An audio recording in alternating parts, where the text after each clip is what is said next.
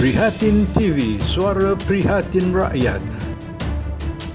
Anwar bakal PM, ups silap, Gubernur Pulau Pinang. Anwar Ibrahim, nama besar dalam tanah air.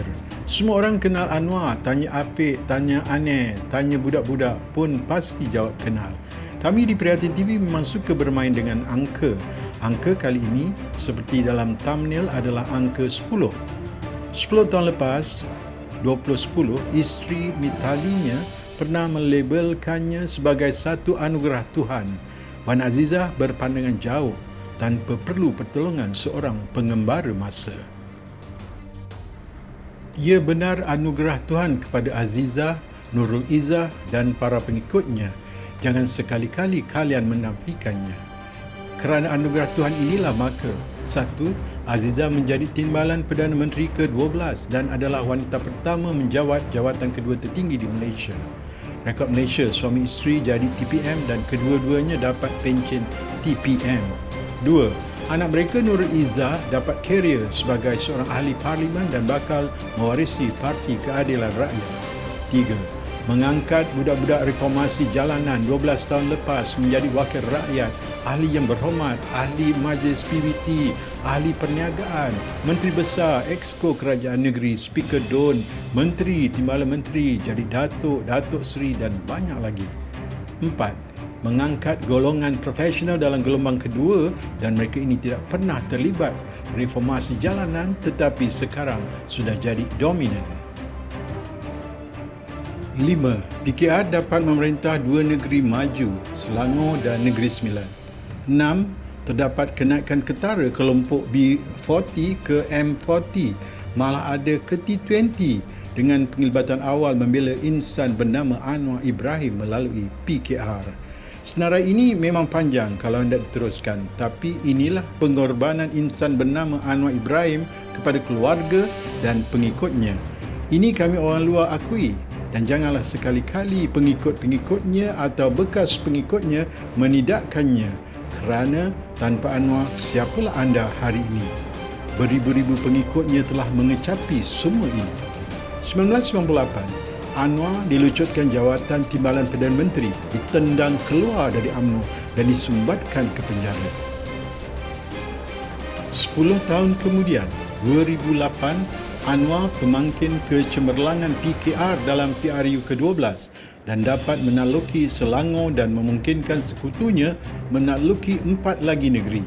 Setback cuma peristiwa tragedi September round 1 untuk PM, pengumuman majoriti gagal tapi berjaya jadi PM tepi. 10 tahun kemudian lagi, 2018, Anwar yang ketika itu penghuni Sungai Buloh menjadi pendorong kuat Pakatan Harapan. Tetapi Tun Mahathir seteru lamanya pula jadi pemangkin kejayaan PH untuk pertama kali berjaya menakluki Putrajaya menumbangkan dominasi 61 tahun kerajaan UMNO BN. DAP dan Amanah mula beralih arah berboskan Tun M, bukan lagi Anwar. 10 campur 10, 20. 20-20. Sikap gelojoh Anwar asyik mendesak Tun M serahkan jawatan PM kepadanya makan diri bila Tun M merajuk dengan meletakkan jawatan dan secara teknikal menyerahkan jawatan PM kepada Muhyiddin bukan Anwar. Pendirian sebenar Tun M asalkan bukan Anwar sudah. Berakhirlah sudah kerajaan PH hanya dalam tempoh 22 bulan. DAP rakan sekutunya paling berpengaruh mula salahkan Anwar bukan Tun M. Tragedi September 2.0.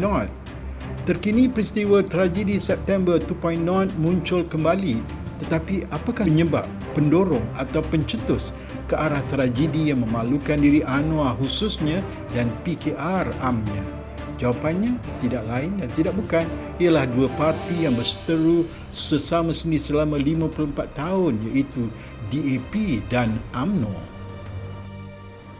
Seperti yang kami nyatakan awal tadi bahawa DAP sudah hilang kepercayaan pada Anwar sejak berkuburnya kerajaan PH dengan DAP lebih yakin dengan Tun M jika dibandingkan Anwar dalam perlantikan PM bayangan yang ke-9.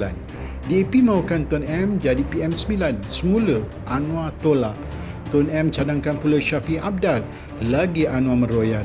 DAP setuju sahaja dengan Tun M kerana bila diberi masa kepada Anwar untuk mencari majoriti, Anwar tetap gagal.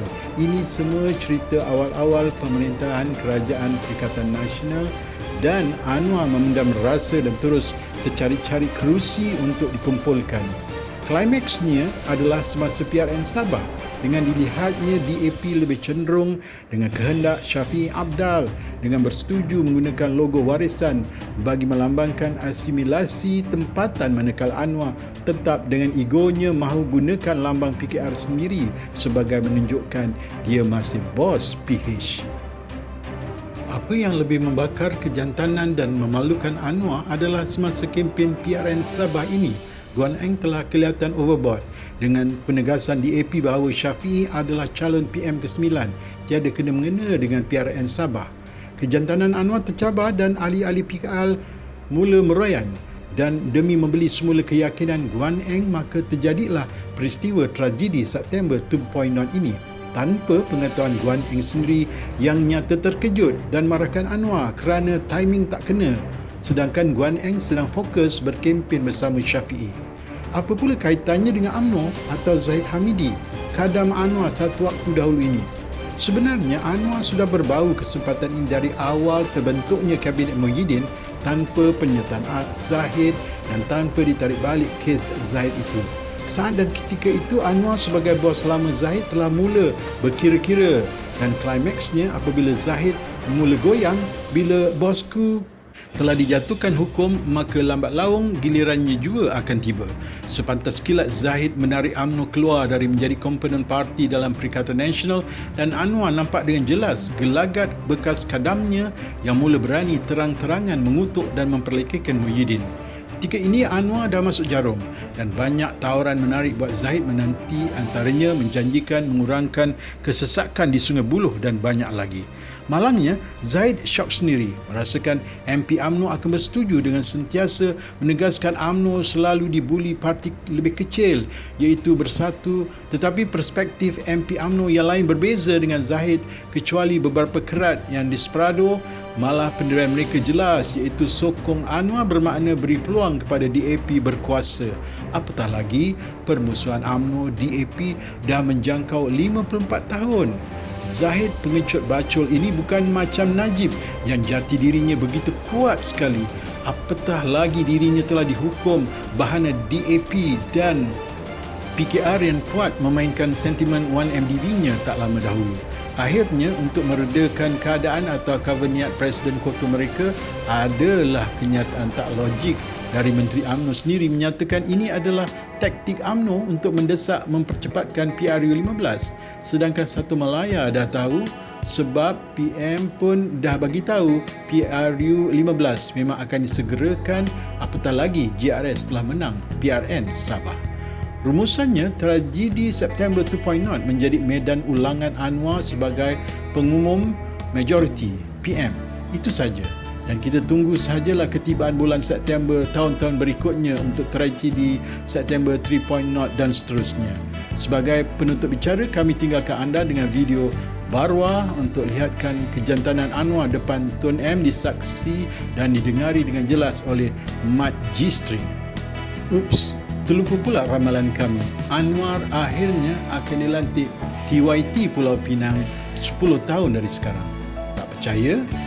Tak percaya kena tunggulah ketibaan 2030. Ya? Sehingga bersiaran lagi. Assalamualaikum. Kongres baru hari ini dia semangat dia baca.